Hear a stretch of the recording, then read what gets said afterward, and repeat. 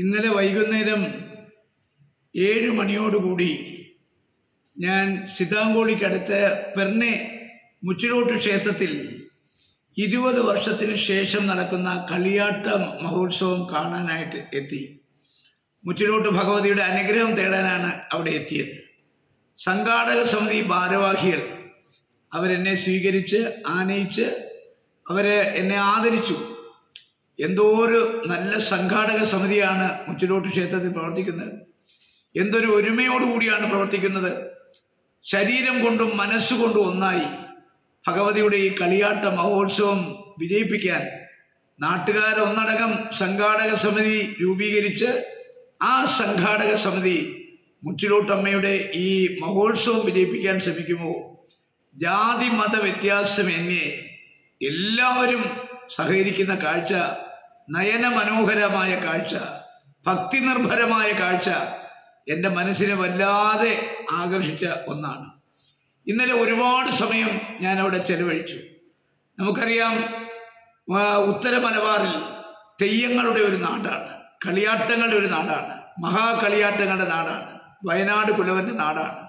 ഓരോ ജാതിക്കും ഓരോ മതസമൂഹത്തിനും ഓരോ കുടുംബത്തിനും അവരുടെ ആചാരങ്ങളും അനുഷ്ഠാനങ്ങളും ഉണ്ട്. വണിയ സമുദായത്തിൻ്റെ കുലദേവതയാണ് മുച്ചിലോട്ടമ്മ എന്നെല്ലാവർക്കും അറിയാം. പെരിഞ്ചല്ലൂർ എന്ന് പറയുന്ന തളിപ്പറമ്പിനടുത്തുള്ള ഗ്രാമത്തിൽ ബ്രാഹ്മണ മേധാവിത്വം കുടികൊണ്ടു പാടുന്നൊരു കാലമുണ്ടായിരുന്നു. ആരെയും വകവയ്ക്കാത്ത ആ മേധാവിത്വം, നാടുവാഴികളെപ്പോലും അനുസരിക്കാത്തൊരു മേധാവിത്വം. അവരാണ് എന്തിനും ഏതിനും പോന്നവർ, അവരാണ് ആ നാടിൻ്റെ ഭൗതിക സമ്പത്ത് എന്ന് കരുതിയവർ. അവരെ ബുദ്ധിശാലിയായ ഒരു യുവതി എന്ന് പറഞ്ഞാൽ കന്യക, ആ കന്യകയുടെ ബുദ്ധിശക്തി നാട് മൊത്തം പാട്ടായി. ഇത്രയും ബുദ്ധിശാലിയായ ഒരു കന്യക നാട്ടിലോ, അവളെ ഒന്ന് പരീക്ഷിക്കാൻ, അവളെ ഒന്ന് അപമാനിക്കാൻ ബോധപൂർവ്വം ഒരു സദസ്സ് അവർ സംഘടിപ്പിച്ചു. ആ ബ്രാഹ്മണ സദസ്സിൽ ഒരു ചോദ്യം ആ കന്യകയോട് ചോദിച്ചു. ലോകത്തിലെ ഏറ്റവും വലിയ നോവ് ഏത് നോവാണ്? ലോകത്തിലെ ഏറ്റവും വലിയ രസം ഏത് രസമാണ്? ഒരു നിമിഷം പോലും ആലോചിക്കാതെ ആ കന്യക പറഞ്ഞു, ലോകത്തിലെ ഏറ്റവും വലിയ നോവ് പേറ്റുനോവാണ്, ലോകത്തിലെ ഏറ്റവും വലിയ രസം കാമരസമാണ്. ഉടൻ സവർണ മേധാവികൾ വിധിയെഴുതി. രണ്ടുത്തരവും ശരിയാണ്. പേറ്റുനോവ് അനുവദിക്കാതെ ഈ പെണ്ണെങ്ങനെയാണ്, ഒരു കന്യക എങ്ങനെയാണ് ലോകത്തിലെ ഏറ്റവും വലിയ നോവ് പേറ്റുനോവാന്ന് പറഞ്ഞത്? കാമരസം ആസ്വദിക്കാതെ എങ്ങനെയാണ് ലോകത്തിലെ ഏറ്റവും വലിയ രസം കാമരസമാണെന്ന് പറഞ്ഞത്? അതുകൊണ്ട് ഇവരിത് രണ്ടും അനുഭവിച്ചിട്ടുണ്ട്. ഒന്നുകിൽ പേറ്റുനോവും അനുഭവിച്ചിട്ടുണ്ട്, കാമരസം ആസ്വദിച്ചുകൊണ്ട് ഇവളെ നാട് കടത്തണം.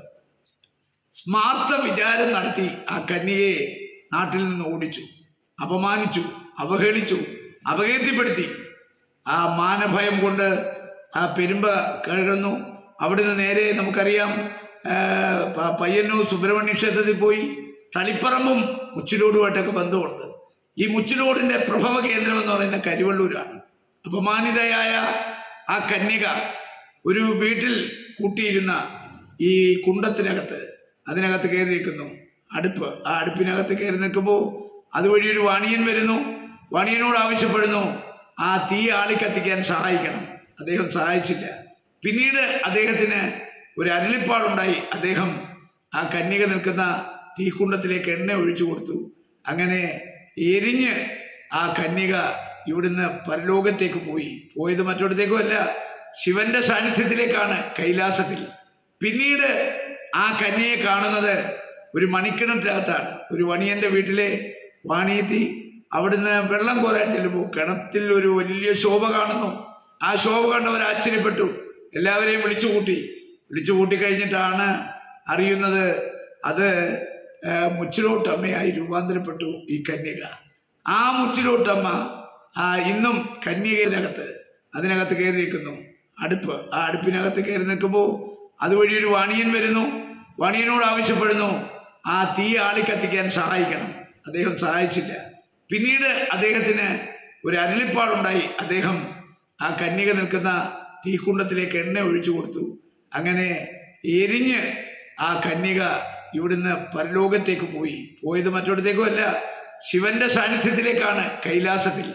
പിന്നീട് ആ കന്യയെ കാണുന്നത് ഒരു മണിക്കിണറ്റിനകത്താണ്. ഒരു വണിയന്റെ വീട്ടിലെ വാണിയത്തി അവിടുന്ന് വെള്ളം കോരാൻ ചെല്ലുമ്പോൾ കിണറ്റിൽ ഒരു വലിയ ശോഭ കാണുന്നു. ആ ശോഭ കണ്ടവർ ആശ്ചര്യപ്പെട്ടു. എല്ലാവരെയും വിളിച്ചു കൂട്ടി കഴിഞ്ഞിട്ടാണ് അറിയുന്നത് അത് മുച്ചിലോട്ടമ്മയായി രൂപാന്തരപ്പെട്ടു ഈ കന്യക. ആ മുച്ചിലോട്ടമ്മ ഇന്നും കന്യകയായി കഴിഞ്ഞുകൂടുന്നു.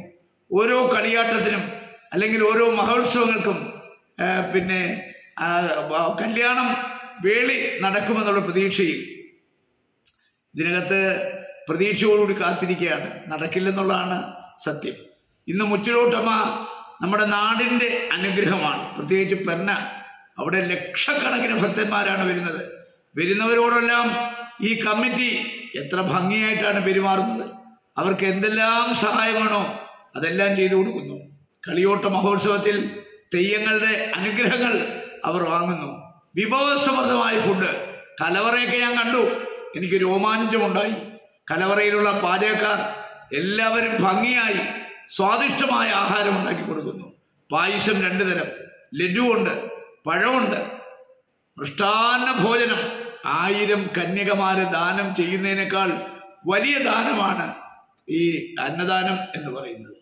ഈ പെർണയിലെ ഈ സംഘാടക സമിതി, ഈ മുച്ചിലോട്ട് സംഘാടക സമിതിയെ എത്ര അഭിനന്ദിച്ചാലും മതിയാവില്ല. ലക്ഷക്കണക്കിന് ആളുകൾ വരുന്നു, ഭക്തന്മാർ വരുന്നു.